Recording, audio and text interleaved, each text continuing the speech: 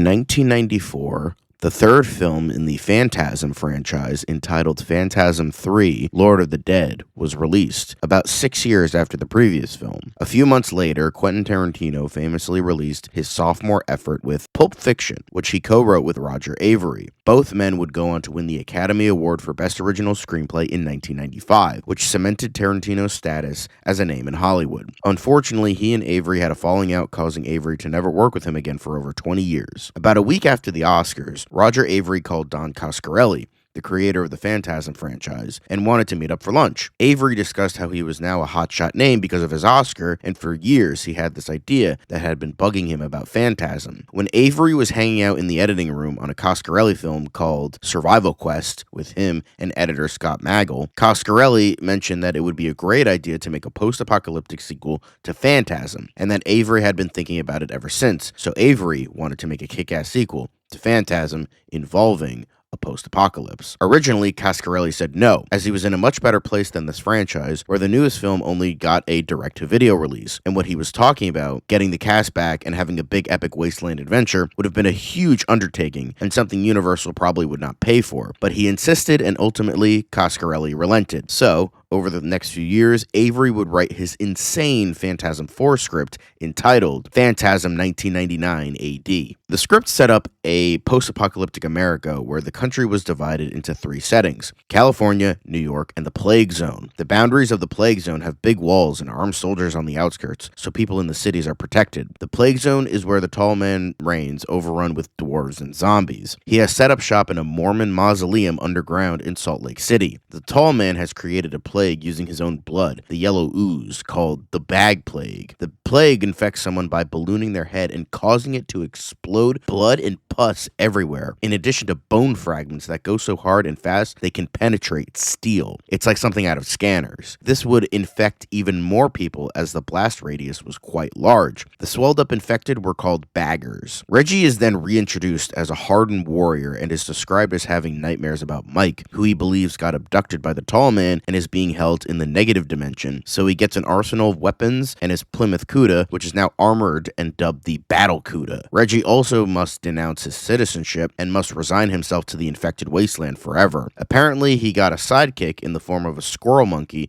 named TT. Coscarelli compared it to Escape from New York. It's also showcased that the government knows a bit about the Tall Man's operation, mainly knowing about his portal to his homeworld. To defeat him, the government sends a group of soldiers with a universe-destroying bomb to destroy his home dimension forever. It is the B-plot in the film, and the group of soldiers are called the S-Squad, led by Commander Heckelman, described as freaky tough. The bomb, called a quantum phase device, was a relic from the Cold War, which is said to dissolve dimensions, but it was never properly tested for obvious reasons. They take a helicopter to get there, where they eventually run into Reggie, who has just arrived in Salt Lake City. He tries to team up with them, but they just think he's an annoying civilian, so they tell him to fuck off. Reggie tries to find some supplies and finds a bunch of infected in this department store and wakes them up, about 5,000 of them. They all come out screaming and almost take out the S-Squad, and Reggie saves their asses. So now they're going into the Tall Man's lair together with their respective missions. Reggie needs to find Mike, and the S-Squad needs to detonate the device. During this time, we find out what the Tall Man is. He is the extension of a corpuscular projector puppeted by the Tall Mankind, which is a massive Tall Man head which replaces the villainous Tall Man every time he dies with a clone of himself. Mike is also divided into a good and bad version of himself, a la Superman 3. The mausoleum is revealed to be a hyperdimensional Tesseract which exists outside of time and space, a la the TARDIS.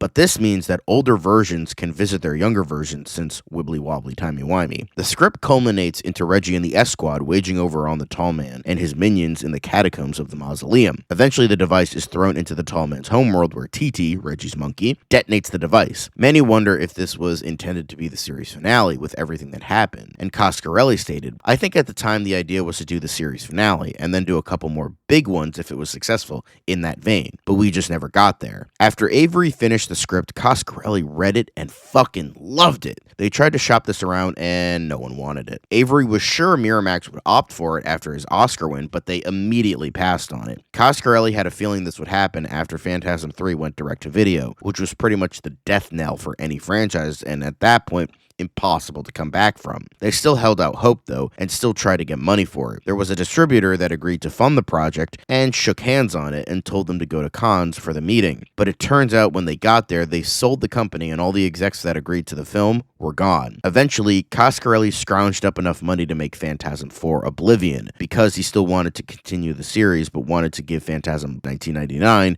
the budget it deserved. Phantasm 4 was super low budget, and it was always intended that the next film be Phantasm 1999. Coscarelli was determined to make this movie, especially the title, as it had a doomsday feel to it. As 1999 came and went, the film had other titles like Phantasm 2013 and Phantasm's End, which Avary came up with. Coscarelli didn't love it as he never wanted the series to end. Another side bit, while trying to get funding for Bubba Hotep, Coscarelli met with Bruce Campbell to star in the film, which ended up happening, and then talked with Avary separately, and both wanted Campbell to star in the next Phantasm movie. They both pitched it to him, and he absolutely loved it. The intention was for him to play Colonel Heckelman, the leader of the S Squad. Coscarelli later admitted that it would have been an awesome idea, but the executives were clueless about it due to Campbell not being a household name outside of horror circles. Coscarelli stated that while the movie would never get made, influences were showcased in the latter two Phantasm movies. In Phantasm 4, Jody tells Mike that the infection is too high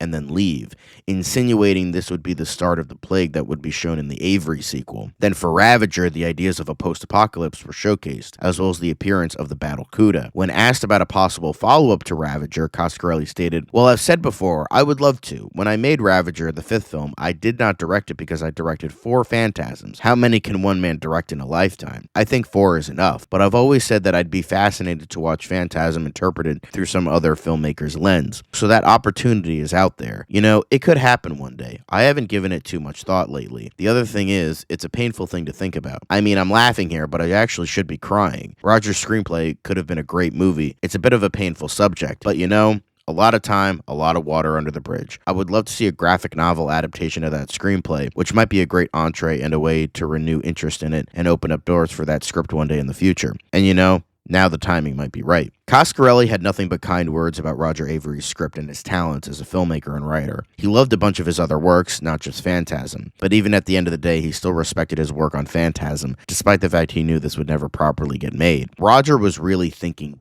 big, and I think that's the lesson I took from him. You know, why are we always thinking so small? And I'll tell you why, because my budgets are always limited. But what I learned from it was try not to be restrained in my thinking creatively. Thinking big is never wrong, and that's what Roger did on that project. That really impressed me. Unfortunately, it seems like Phantasm will remain like this for quite some time, as it's a franchise that never really got the opportunities it deserved. The only thing I can see is a possible remake when everything else is exhausted, which is a shame, but that is the nature of the beast. But that's it for you today. See you later.